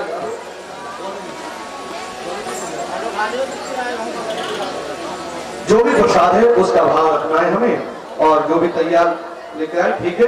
यहाँ पर सभी ने अपने अपने घर में सुंदर सुंदर व्यंजन बनाए। फूल चने हैं, खीर, मोहन खीर, खुरपी, खजला, जलेबी, कलाकंद, बालूशाही है, मठरी, मैसूर पाक, पेड़ा, रसगुल्ला, बर्फी, संग रबड़ी, मलाई है। अनेक प्रकार के व्यंजनों को बना बना करके ब्रजवासी आज गोवर्धन महाराज का पूजन करने के लिए जा रहे हैं। बोलो राधे राधे। वहां पर गिरिराज जी के क्षेत्र में पहुंचे हैं, उनका सुंदर पूजन करने की बात रखी है। भगवान ने देखा कि सारे ब्रजवासी गिरिराज जी का पूजन कर रहे हैं। जमुना जी से जल स्नान करा रहे थे, रात हो गई, जल से उनका अभिषेक भी नहीं हो पाया। तब भगवान ने मानसी गंगा को प्रकट किया, और मन से जब गंगा प्रकट हुई फिर उनका जल अभिषेक कराया। बोले मानसी गंगा मैया की, गंगा मैया प्रकट हुई, सभी ने पूजन किया है। पंडित जी जाकर के पूजन करा दें। और और मुख्य जवान पूजन कर लेंगे। यहाँ पर पूजन हुआ है तो सारे ब्रजवासी बोले लाला ये बता तेरा देवता प्रकट होकर भोजन करेगा कि जैसे इंद्र देवता भोग लगाते तो प्रकट नहीं होते तो वैसे ही करेगा? बोले ना, जैसे तुम सब कहोगे ना वैसे ही हमारा देवता प्रकट होगा। बोले भैया अगर तेरा देवता प्रकट होकर भोग लगाए तो क्या हमारे हमें दर्शन भी हो जाएंगे बाकी? भगवान ने कहा ठीक है। और उसी समय सारे ब्रजवासियों ने जा करके भगवान को पाद अर्घ किया है और उसी समय भगवान ही दूसरे रूप में गिरिराज जी के रूप में प्रकट हो गए हैं। और गिरिराज भगवान की जय। हाँ ये बरोबर ये ठीक है। सामने रखवाओ आपको थोड़ा सा हो गया व्यवस्था बने रही है। बोलो राधे राधे। घबराओ मत, हम थोड़ा बोल देते हैं, अगर नहीं बोलेंगे तो आगे भी गलती करोगे ना, है ना? तो हम क्यों बोल रहे हैं? सामने थोड़ी नाराजगी की थोड़ी है, हमें तो इसको थोड़ी लेना है। हमें लगता है अगर तुम ही लोग नहीं हो तो कथा कौन सुनेगा? लेकिन ये बात इसलिए बोली जाती है कि आगे से आप इस चीज पर सुधार कर सके। प्रेम से बोलो राधे राधे। थोड़ा जोर से बोलिए राधे राधे जी। निवेदन हुआ और यहाँ पर महाराज आज भगवान प्रकट हो गए। पंडित जी ने पुरुषसूत्र के द्वारा, हाँ पुरुषसूत्र के द्वारा गोपाल जी का पूजन कराया है। तो कहते जब पूजन चल रहा था तो ब्रजवासी बोले लाला तेरा देवता प्रसाद खाएगा? बोले हाँ हाँ हमारा देवता प्रसाद भी खाएगा। याद रखो नहीं वो ऐसी रहेगा तो याद कल बताओ पहले आप सभी के लिए गोवर्धन महाराज जी की जो तैयार करके हमारे पंडित जी लोगों ने बड़ी मेहनत की है। उनकी झांकी दर्शन जो है आप लोगों को बड़ी सरलता से महाराज जी कराए जाएंगे। सामने सजी हुई परात वही रखो, बाकी सामान यहाँ रखो। कृपया शांति बनाए रखें। और जो 56 भोग का आज आयोजन है, यह प्रसाद क्रमशः आज का जो प्रसाद का वितरण है सुगमता के साथ वितरण हो सके, इसलिए आप सभी से निवेदन है कि कोई भी व्यक्ति न लाइन लगाएगा न खड़ा होगा। आज हमारे यथा स्थान पर बैठा रहे, यथा स्थान पर ही हमारी कमेटी के कुछ बच्चे जो हैं वहीं आप तक प्रसाद पहुंचा देंगे। आप लोग प्रसाद यथा स्थान पर ही ग्रहण करें, वहीं से लें। और पुरुषोत्तम के द्वारा पूजन कराएंगे। आचार्य जी कहाँ है? पंडित जी कहाँ? लोग राधे राधे। तो यहाँ पर महाराज आज भगवान का पूजन कराया गया है। यहाँ पर पूजन चल रहा था। सारे ब्रजवासी बोले लाला क्या तेरा देवता प्रसाद भी लगाएगा भोग भी खाएगा? बोले बिल्कुल खाएगा। तो कहते उस समय जब इनका पूजन हुआ तो पूजन होते ही महाराज भगवान ने भोग भी लगाया। तो भगवान ने इशारा कर दिया गिरिराज जी को भोग लगाओ। तो अब खूब मांग मांग करके खाने लगे, लाओ और लाओ ब्रजवासियों और लाओ। जब खाने लगे तो चिंता होने लगी। बोले कन्हैया ये बता तेरा देवता कितने दिन को भूखो है? बोले क्यों? बोले देख रहा हो कैसे हाथ बोड़ा बोड़ा के मांग रहे हो। भगवान ने कहा पहले कह रहे थे कि देवता खाना चाहिए, अब खाने लगा तो कह रहे बंद करा देना चाहिए। प्रेम से बोले राधे राधे। वहां पूजन होता रहेगा। आप लोग आए और गिरिराज जी का पूजन जरूर करें। मारकपुरा से हमारे दादाजी, हमारे क्षेत्र के तो सभी लोग अपने भावपूर्वक तरीके से पूजन कर ही रहे हैं, लेकिन धाम कमेटी से जुड़े हुए जो और हमारे इस धाम के संरक्षक जो है हमारे परम पूजनीय चाचा जी, आज नौगांव से चल करके बड़ी अनुकंपा हुई भगवान की कि उन्होंने अपने इस स्वरूप के दर्शन के लिए पूजन के लिए बुला लिया। चाचा जी को आगे करें और चाचा जी के द्वारा पूजन करवाएं। ये बहुत सौभाग्य का विषय है। यह जो भी कार्यक्रम हो रहे हैं ये हमारे बड़े बुजुर्ग पूर्वजों के आशीर्वाद से ही चल रहे हैं। कहते भी हैं कि बाढ़े पुत्र पिता के धर्मा, खेती उपजे अपने कर्मा। तो इनके ही जो संचय किया गया, जो बीज बोया गया हम लोगों के द्वारा, उसी का प्रभाव दिन प्रतिदिन आपको बालाजी धाम में देखने को मिल रहा है। हमारे मेवालाल भाई साहब जी यदि आवाज सुन रहे हो तो वह भी कृपया जरूर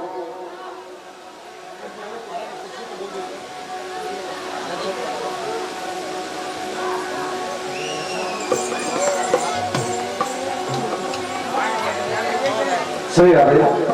बोलो गिरिराज भगवान की जय। बोलिए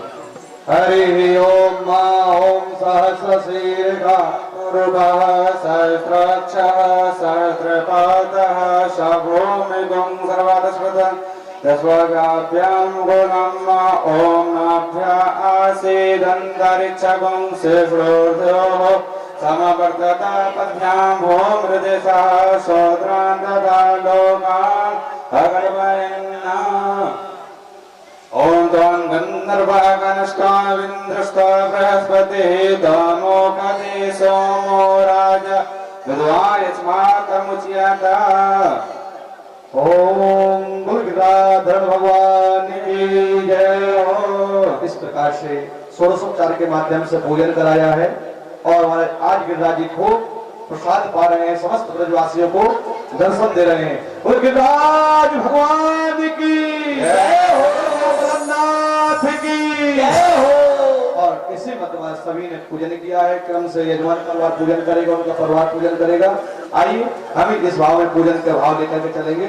आप लोग ताली सेवा करते चलिएगा, धीरे धीरे मानसिक सेवा का भाव है। जिनको पूजन करने आना वो आते जाएंगे। श्री राधे।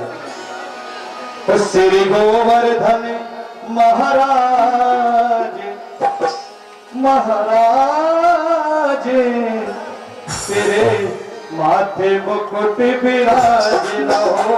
श्री गोवर्धन महाराज महाराज।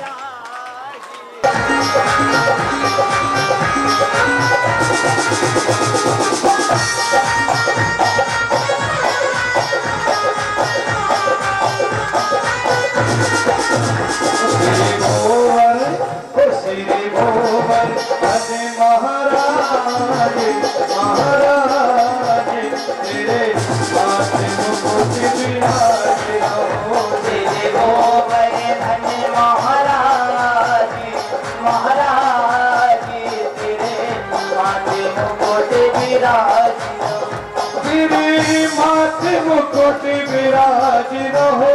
तेरे माथे मुकुट विराज रहो। तेरे माथे मुकुट विराज रहो। तेरे माथे मुकुट विराज रहो। श्री गोवर्धन महाराज महाराज तेरे माथे मुकुट विराज रहो। श्री गोवर्धन महाराज महाराज तेरे माथे मुकुट विराज।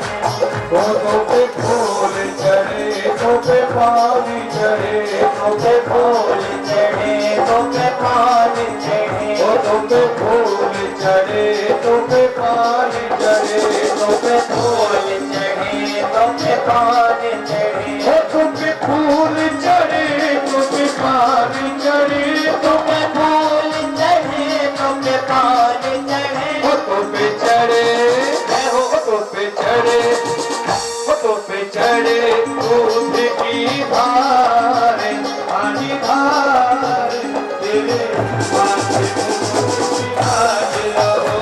श्री गोवर्धन महाराज महाराज तेरे माथे मुकुट विराज।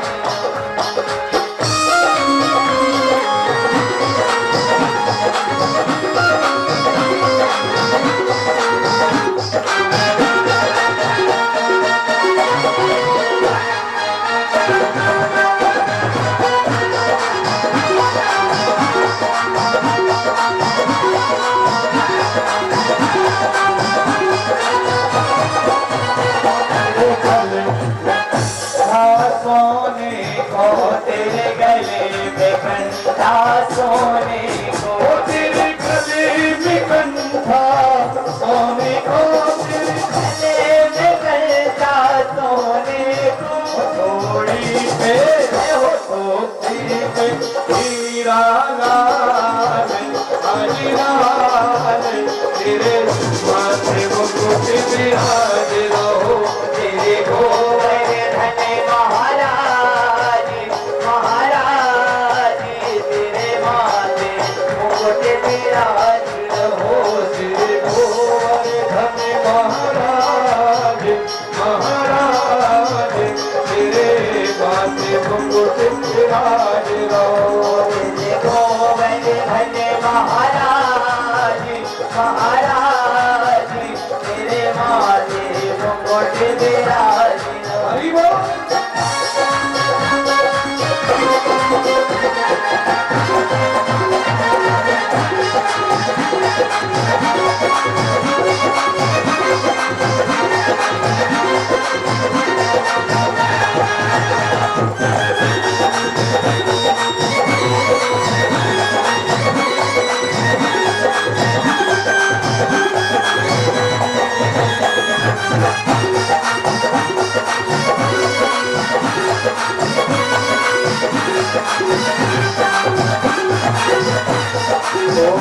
तेरे कानन कुंडल सोहे रहे, तेरे कानन कुंडल सोए रहे तेरे कानन कुंडल सोहे रहे, तेरे कानन कुंडल सोए रहे तेरे कानन कुंडल सोहे रहे, तेरे कानन कुंडल सोए रहे तेरे नैना जय हो तेरे नैना तेरे नैना बने हैं विसारे विसारे, तेरे माथे मुकुट विराज रहो, तेरे गोवर्धन महाराज महाराज तेरे माथे मुकुट विराजित हो श्री गोवर्धन महाराज महाराज तेरे माथे मुकुट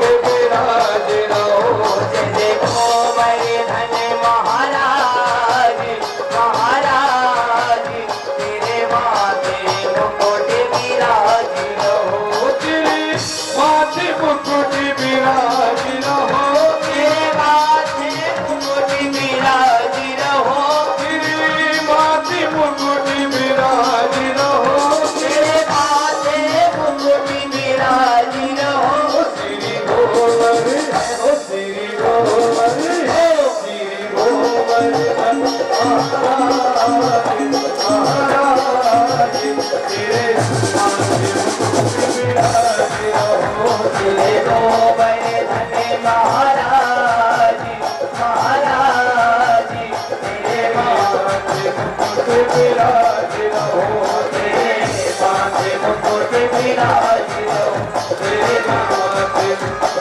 विराजित हो तेरे गोवर्धन महाराज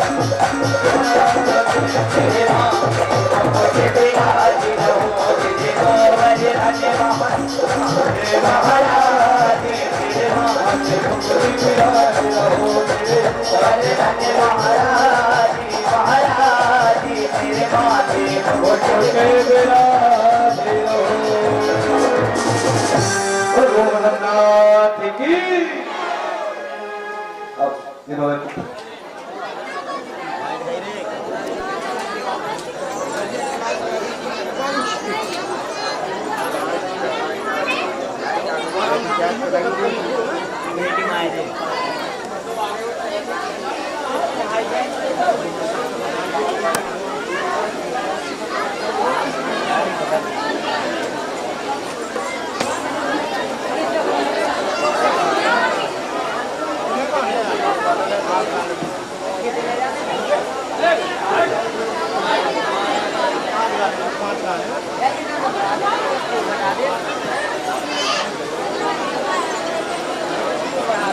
हरि बोल स्वस्ति श्री आदि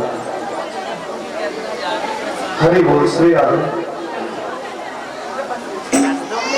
तुलसीदास भगवान की जय। कल की जो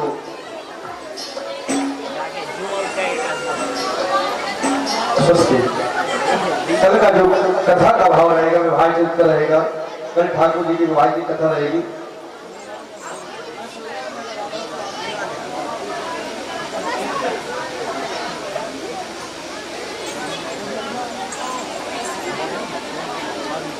प्रेम सूर्य राधे राधे।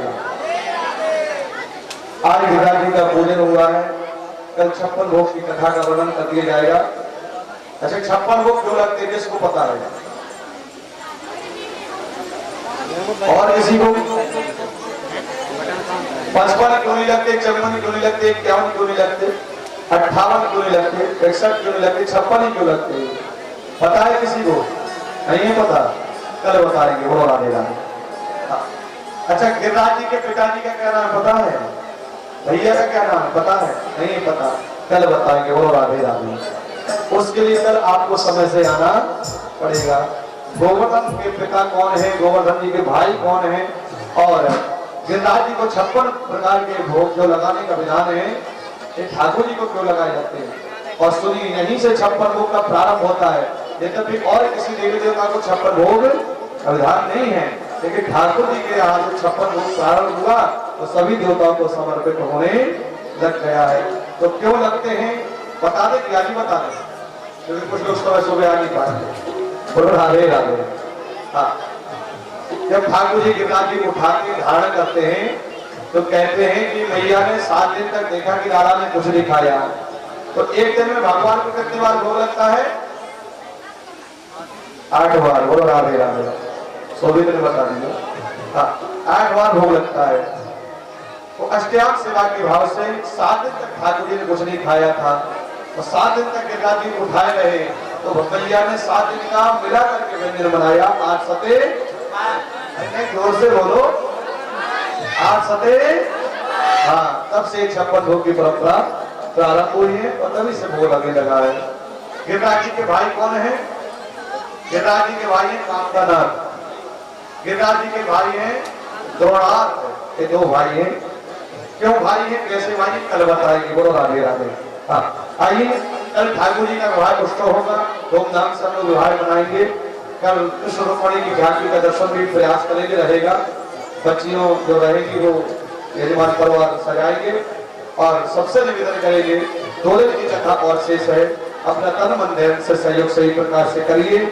आज तक हमने किसी प्रकार के सहयोग की बात नहीं की है, लेकिन फिर भी यज्ञ की भूमिका यही कहलाती है कि आप अपने अनुसार भी इस यज्ञ से जुड़े, तन मन धन से सेवा का भाव भी रखें। यज्ञ की सफलता तब है जब सबका उसमें धन सम्मिलित होता है। बोलो राधे राधे। धन कितना देना इस पर प्रावधान नहीं है, लेकिन कितना देना है, देना अवश्य इसका प्रावधान जरूर है। चाहे भले ही आपका 1 रुपए ही क्यों ना आए, लेकिन उस भाव से सहयोग अवश्य करना चाहिए, तभी उसकी पूरी फलश्रुति फल आपको प्राप्त हो पाएगा। तो कल हम विवाह उत्सव में बारात कौन कौन चलेगा? हाथ उठाओ। बारात कौन कौन जाएगा? पक्का सब लोग जाएंगे बारात? अरे हाथ उठाओ, कौन कौन बारात जाएगा? तो कन्यादान हम करेंगे। ऐसा करते हैं, यहीं से घराती बनेंगे, यहीं से बाराती बनेंगे। और हमारे नायक जी का विधान विचार भी है, वो कह रहे थे कि गांव में किसी को यहाँ से विवाह आदि करना हो तो हम तैयार है। बोलो राधे राधे। हाँ, जब कभी अभाव जगह का लगे तो पर्याप्त जगह है, यहाँ बारात ठहरा दो, यहाँ दुल्हन ठहरा दो। अब थोड़ा कमरे और बोल देंगे, 2-4 और बनवा देंगे, व्यवस्था बन जाएगी समय आने पर। तो ऐसा ही यहीं पे गेस्ट हाउस भी काम करेगा तो बालाजी का आशीर्वाद भी प्राप्त हो जाएगा। बोलो राधे राधे। आने समय में आश्रम से तो बने ऐसी कामना करते हैं। तो कल हम सभी लोग विवाह में चलेंगे और कहेंगे क्या कि श्याम की शादी है मेरे, गोपाल की शादी है, कल तो मेरे श्याम की शादी है, कल तो मेरे श्याम की शादी है। कल है, आज थोड़ी है। बोलो राधे राधे। कल गाएंगे, आपको बता रहे ऐसा गाएंगे। बोलो राधे राधे। तो कल आपको सज धज करके आना है, तैयार होकर आना है, विवाह उत्सव में आना है। अब जो लोग गिरिराज जी की पूजन के लिए वो पूजन कर लीजिए। एक भजन होगा, जिनको नाचना हो, आनंद लेना हो, नाच कर सकते हैं, नहीं नाचना ताली सेवा कर सकते हैं। इसके बाद तुरंत आरती करेंगे। बोलो राधे राधे। बाद में ये नहीं कहोगे कि महाराज ने ऐसा भजन नहीं गाया। बोलो राधे राधे। मैंने उड़ी चुनरिया तेरी पिया, पिया पिया पिया,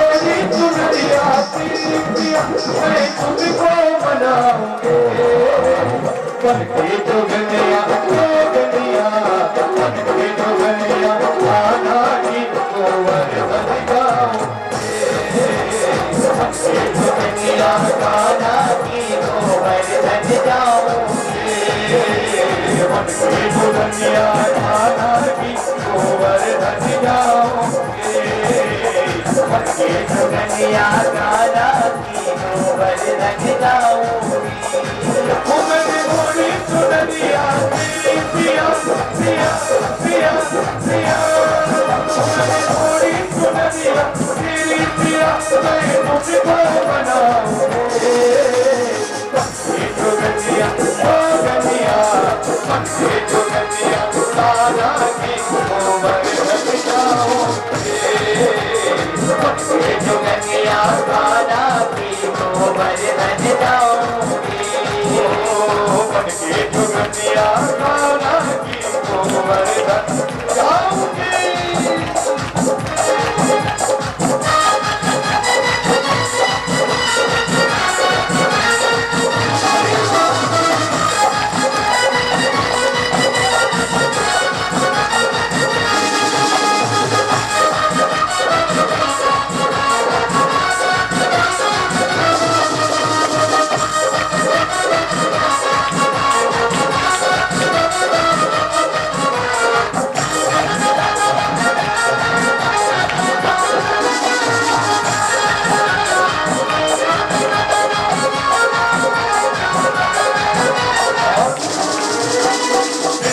पिया को लाड़ लड़ाओ पिया को लाड़ लड़ाओ धीरे धीरे चरण दबाओ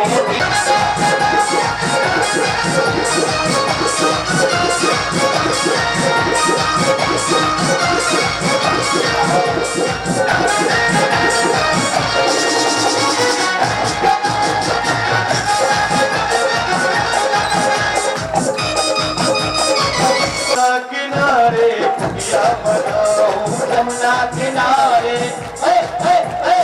यमुना किनारे पिया बनाओ यमुना किनारे कुटिया बना अच्छा कौन कौन वृंदावन जाना चाहता है और कौन कौन वहीं रहना चाहता है शोभित की मम्मी तो रहना चाहेंगे बोलो राधे राधे हाँ हमारे शोभित भैया की माता जी कहे हम वहीं रहेंगे हाँ क्योंकि वो कहते वृंदावन ही बसना है और जो रहना चाहते हो हाथ उठा दो अभी मौका मिल जाएगा वो कह दो क्या अरे यमुना किनारे पिया बनाओ यमुना किनारे कुटिया बनाओ राधे राधे से मिलाओ राधे राधे राधे राधे विश्व में गाओ अरे यमुना किनारे पिया बनाओ यमुना किनारे कुटिया बनाओ राधे राधे राधे राधे कैसे दिन गाओ राधे राधे राधे राधे विश्व में गाओ अरे हो के दीवानी मैं तेरी पिया हो के दीवानी मैं तेरी पिया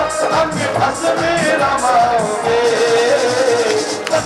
तो गंदिया तो गंदिया ये जुगनिया काला की गोवर्धन जाऊंगी ये जुगनिया काला की गोवर्धन जाऊंगी ये जुगनिया काला की गोवर्धन जाऊंगी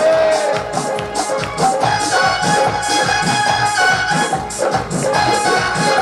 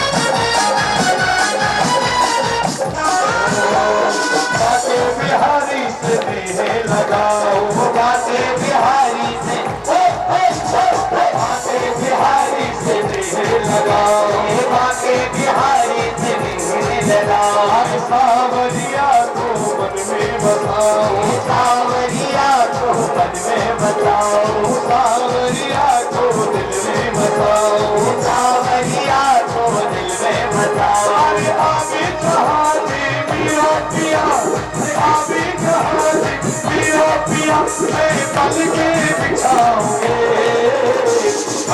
जोगनिया, जोगनिया। जोगनिया कैसे बनते हैं?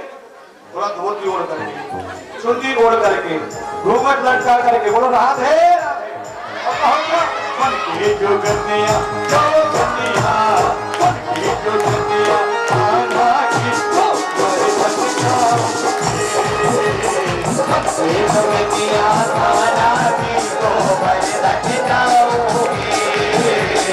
मन की जोगनिया, आना की तो मेरे बचना। जोगनिया काना की तो मर्दन जाओगे, उमर रोड़ी सुनरिया तेरी पिया, पिया, पिया, पिया। उमर रोड़ी सुनरिया तेरी पिया, मैं तुमको मनाऊंगी। मन की जोगनिया, जोगनिया, मन की जोगनिया काना की तो मर्दन जाओगे। जोगनिया काना की तो मर्दन जाओगे, मन की जोगनिया काना की तो मर्दन जाओगे। मन की जोगनिया काना की तो मर्दन जाओगे, मर्दन जाओगे। करो हाथ उठा करके सभी लोग बड़े प्रेम से कहेंगे क्या? ये राधे राधे राधे राधे राधे राधे राधे राधे राधे राधे राधे वृंदावन में, राधे राधे वृंदावन में, राधे राधे गोवर्धन में, राधे राधे गोवर्धन में, और त्रिपुरा में, राधे राधे त्रिपुरा में, राधे राधे बंसारी में, राधे राधे बंसारी में, राधे राधे बंसारी में, राधे राधे बंसारी में, राधे राधे त्रिपुरा में, राधे राधे त्रिपुरा में, राधे राधे बंसारी में, राधे राधे राधे राधे राधे राधे राधे राधे राधे राधे राधे राधे राधे राधे मन के जोगनिया, जोगनिया। भाई कथा तक तो आई नहीं ना, बोलो राधे राधे। सब कथा तक आई है तो क्यों आई है? कहीं ना कहीं ठाकुर जी की जोगनी बन के तो आई है, बोलो राधे राधे। कथा सुनने आओ, महाराज की धाम की। और जिसका हमने नामकरण किया था आशिक का, जिसको आशीष नाम दिया गया था, आज कल बतासे बोले थे ना, बतासे भाटो नामकरण हुआ है, तो आज भी ये बतासे लेके आए हैं। ये बतासे भी आपको नामकरण के बांटे जा रहे हैं, बोलो राधे राधे। सभी अपना अपना स्टेप प्रदान करिएगा, बोले बांके बिहारी लाल की। तो कल कन्यादान होगा तो सभी लोग उसमें जो भी यथाशक्ति अपना भाव समर्पित कर सके, जरूर घर से लेके आए। जय श्री राधे, जय श्री श्याम। आइए प्रभु की पावन आरती। आगे हमारे नायक की माई को संभालिए थोड़ा सा। आशीष से आशीष बन गए हैं, अब आशीष चौबे से आशीष चौबे हो गए।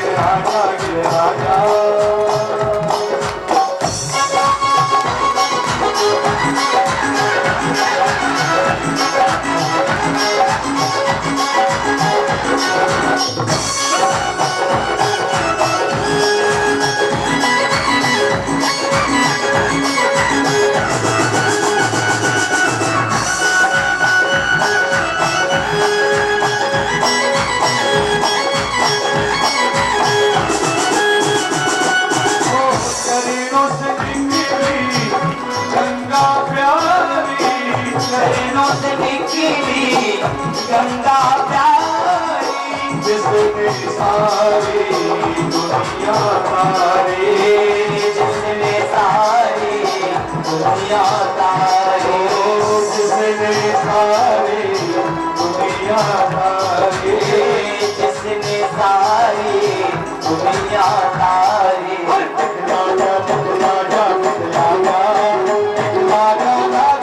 प्यारी सूरत वो दिखला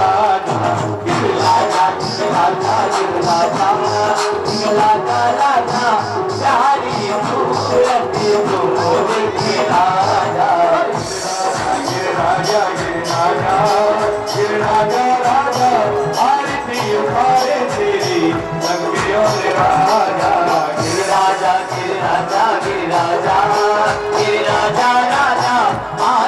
उतारे तेरी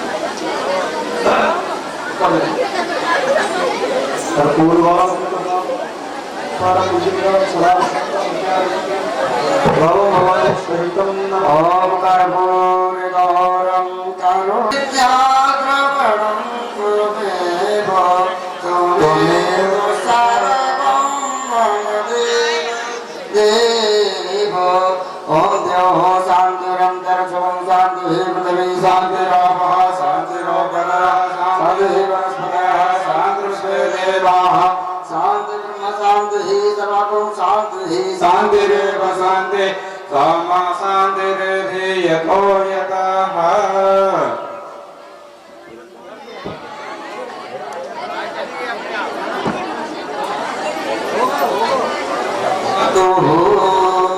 ओम श्री ज्वाला श्री जलेन सिद्धे गणम मंत्र पुष्पांजलि।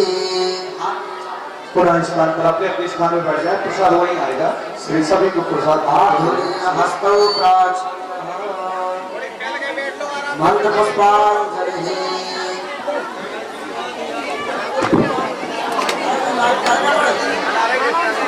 ओम जगन्नाथ गणनायकं तदेवास्तानं भगवान् भगवान्यासन्नादे हवाकं महिमानः सदन्तत्र पूर्वे साध्याः शान्तिदेवाः। हरि ओम एकदा कान्ताय विद्महे यथा कालोद्भवानि च पुष्पाञ्जलिमयादत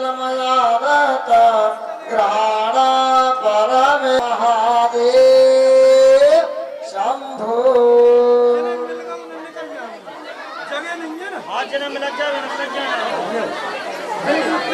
सभी लोग प्रसाद लेकर भी जाएंगे, आरती प्रसाद ले लेंगे। कल ठाकुर जी का तो सब लोग अपने घर से तैयारी करके आएंगे। ठाकुर जी उत्सव में खूब आनंद लेंगे। 2 दिन की कथा है।